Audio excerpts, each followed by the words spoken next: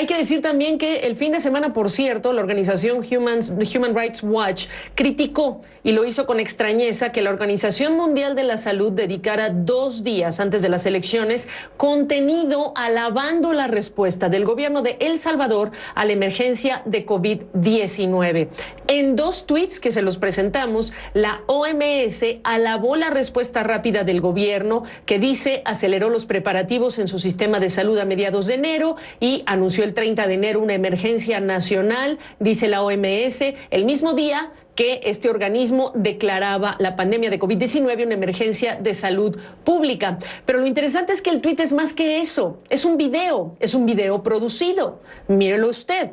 Rápidamente, el director ejecutivo de la organización Human Rights Watch, Ken Roth, escribió en su cuenta de Twitter, y voy a citarlo: ¿en qué está pensando la OMS alabando la respuesta de El Salvador a la pandemia en el apogeo de la pandemia en abril? Así es como el presidente autocrático Nayib Bukele castigó a los prisioneros. Una receta, dice, para dar un evento súper esparcidor, se refiere a esparcidor de la pandemia. La fotografía que usa este representante es una de las que causaron impacto el año pasado, cuando anunció el gobierno que juntó a presos de diferentes pandillas en celdas como una estrategia para combatir la violencia. Esto a fines de abril del año pasado. Así que vamos a empezar a evaluar lo que ya se empieza a ver en los resultados y cuáles son los beneficios y los riesgos. Y le agradezco muchísimo al ex canciller Jorge Castañeda que nos acompañe esta tarde para empezar a hablar de este tema, aunque no te voy a dejar escapar sin que me hables también del encuentro Biden-Andrés Manuel López Obrador. Jorge Castañeda, bienvenido. Lo que tú empiezas ya a vislumbrar con ese control de la Asamblea Legislativa por los resultados hasta ahora conocidos. Bueno, Gaby, pues en efecto es una victoria aplastante, como lo dijiste, de Bukele y de su partido Nuevas Ideas, y que probablemente elimine los pocos contrapesos que subsistían, que sobrevivían ante pues lo que mucha gente ha llamado una embestida autoritaria de Bukele a lo largo del último año frente a la Suprema Corte, el Congreso, etcétera. Con estos números, y más aún con la alianza que pueda forjar, pues va a posiblemente ya no tener que negociar absolutamente nada y seguir adelante con esta política pues autoritaria en lo que se refiere a la seguridad, en lo que se refiere a reformar leyes, etcétera, ¿no? En ese sentido, pues sí, es una victoria aplastante que tiene consecuencias muy serias para El Salvador. El otro lado de la moneda, Gaby, pues es la terrible derrota del FMLN en primer lugar, pero de Arena también, pero del FMLN pues porque han sido los últimos 2 gobiernos, los últimos 2 presidentes fueron candidatos y presidentes del FMLN, terminaron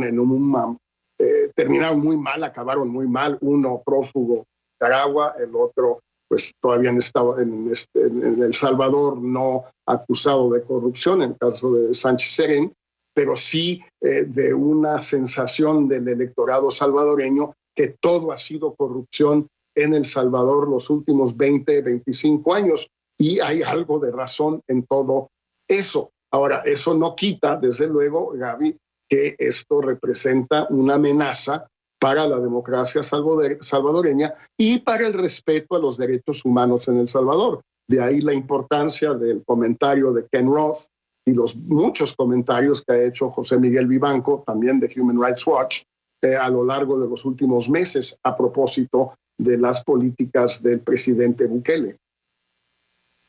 Efectivamente, el director para las Américas de Human Rights Watch, quien por cierto había retuiteado ese tuit de su jefe. En una parte, Jorge Castañeda, pues tú sabes que El Salvador es uno de los países más golpeados en términos económicos por la pandemia, una economía dolarizada. Se habla de que se abriría la puerta para buscar un acuerdo con el Fondo Monetario Internacional.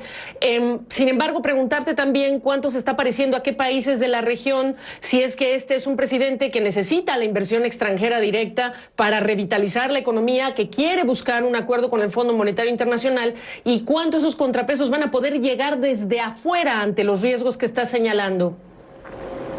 Pues mira, Gaby, 2 cosas. En primer lugar, Bukele sí se parece en algunos aspectos a otros líderes que han sido tildados de populistas, en América Latina hoy.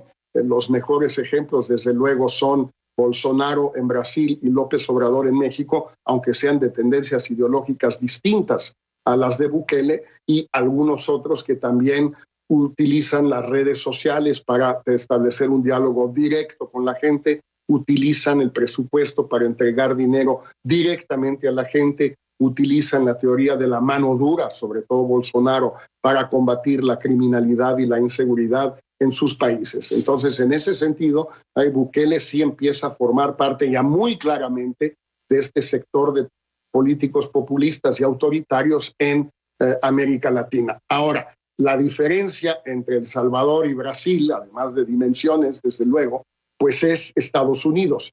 Es decir, Estados Unidos puede ser un factor limitante para ciertas tendencias en Brasil o en México, pero el caso de El Salvador es muy distinto. El Salvador es un país mucho más pequeño, mucho más débil y mucho más insertado, integrado a Estados Unidos, empezando por el dólar, como tú mencionabas hace un momento.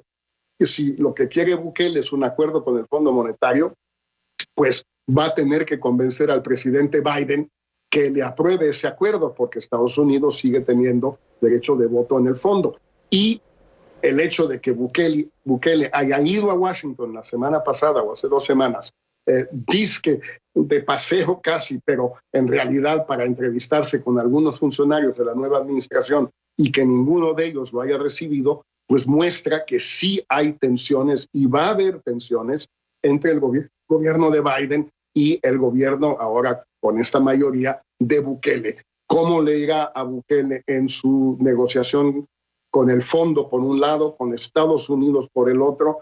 Pues vamos a ver, pero yo creo que ya no va a ser la relación que Bukele tenía con Trump, que mientras Bukele le cumpliera en lo migratorio, en todo lo que pedía Trump en lo migratorio, Trump le daba igual lo que hiciera internamente. Con Biden va a ser más complicado, Gaby.